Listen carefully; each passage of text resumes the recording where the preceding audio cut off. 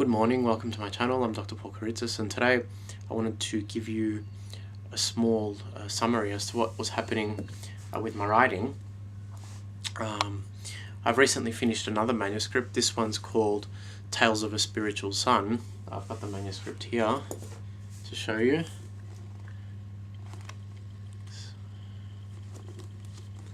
So that's a draft that's currently gone off to editing. It took me about, I'd say, about a year to write this one. It's not as long as Shades of Aphrodite. Shades of Aphrodite was a much bigger work, but this one's quite significant as well.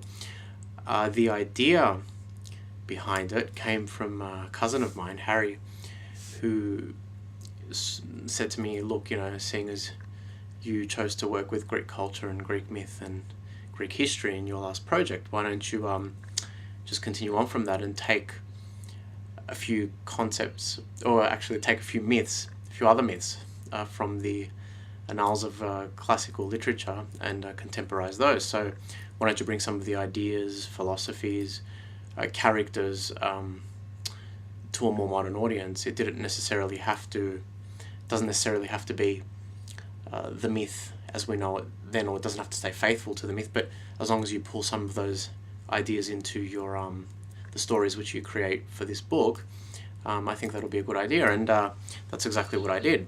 So I took basically 13 of my favorite Greek myths and contemporized those. I started off with one about the Minoan world.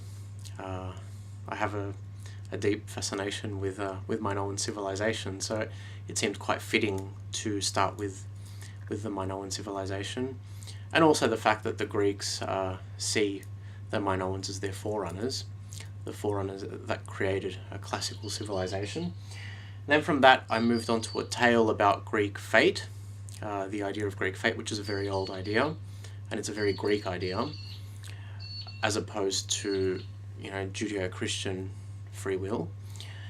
Then I contemporized Midas and the golden touch.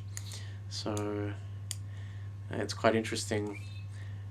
Things turn to gold, but of course, unless you have this up here, ain't gonna be turned to gold.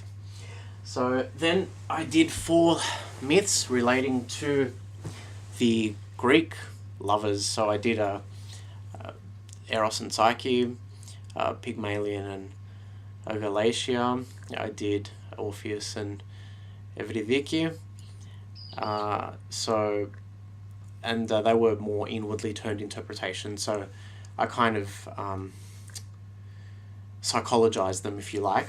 And then after that I chose 4 villains to work with. So I did a story on the Minotaur, I did a story on Proteus, who was the shapeshifter, the god who could change form at will and who could predict the future.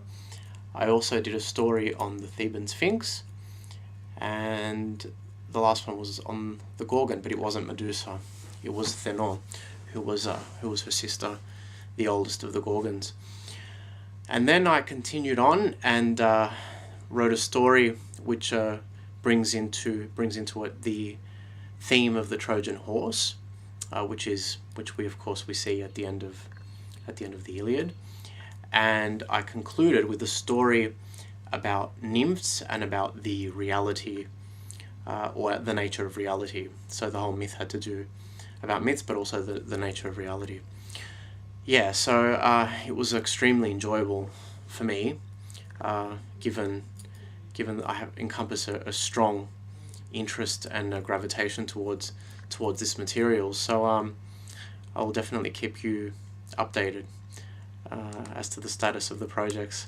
So thank you for listening, and join me next time for another article. See you soon.